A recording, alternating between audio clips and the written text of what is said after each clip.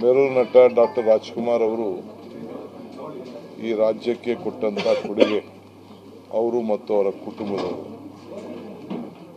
ಯಾವತ್ತೂ ಕೂಡ ಈ ರಾಜ್ಯದ ನೆಲ ಜಲ ಭಾಷೆ ಮತ್ತು ನಮ್ಮ ಸಂಸ್ಕೃತಿಗೆ ಅಪಾರವಾದಂಥ ತ್ಯಾಗವನ್ನು ಮಾಡಿದ್ದನ್ನು ನಾವು ಯಾರು ಕೂಡ ಮರೀಲಿಕ್ಕೆ ಸಾಧ್ಯ ಇಲ್ಲ.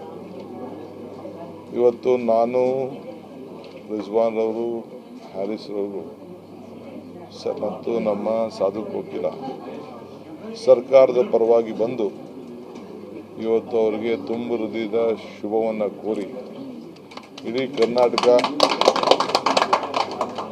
ಕರ್ನಾಟಕದ ಎಲ್ಲ ಅವರ ಅಭಿಮಾನ ಬಂಧುಗಳಿಗೆ ಸರ್ಕಾರ ಅವರ ಜೊತೆಯಲ್ಲಿದೆ.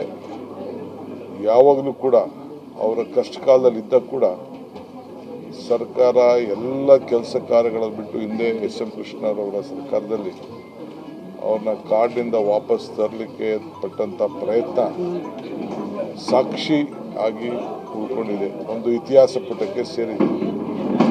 ಅವರ ಕೊಡುಗೆ ಇವತ್ತು ಕೂಡ ಇಡೀ ದೇಶದ ಎಲ್ಲ ಚಿತ್ರರಂಗ ಮತ್ತು ಸಾಮಾಜಿಕವಾಗಿ ಎಲ್ಲರೂ ಕೂಡ ಗೌರವವನ್ನು ಕೊಡುವಂಥ ಕೆಲಸ ಮಾಡ್ತಾಯಿದೆ.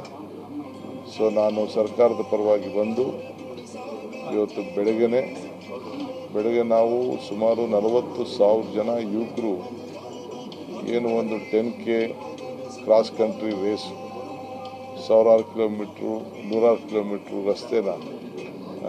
ರಸ್ತೆಯಲ್ಲಿ ಓಡಿದಂಥವ್ರ ಜೊತೆ ಪಾಲ್ಗೊಂಡು ನಾನು ಗವರ್ನರು ಮತ್ತು ನಮ್ಮೆಲ್ಲ ಶಾಸಕರು ಅದು ಮುಗಿಸ್ಕೊಂಡು ಇಲ್ಲಿಗೆ ಬಂದು ಇದಕ್ಕೆ ಪಾರ್ಟಿಸಿಪೇಟ್ ಮಾಡ್ತಾಯಿದ್ದೇನೆ. ಒಂದು ಹೇಳಲಿಕ್ಕೆ ಬಯಸ್ತೇನೆ, ಚಿತ್ರರಂಗನ ನೀವು ಉಳಿಸ್ಕೊಳ್ಬೇಕು, ಬೆಳೆಸ್ಕೊಳ್ಬೇಕು.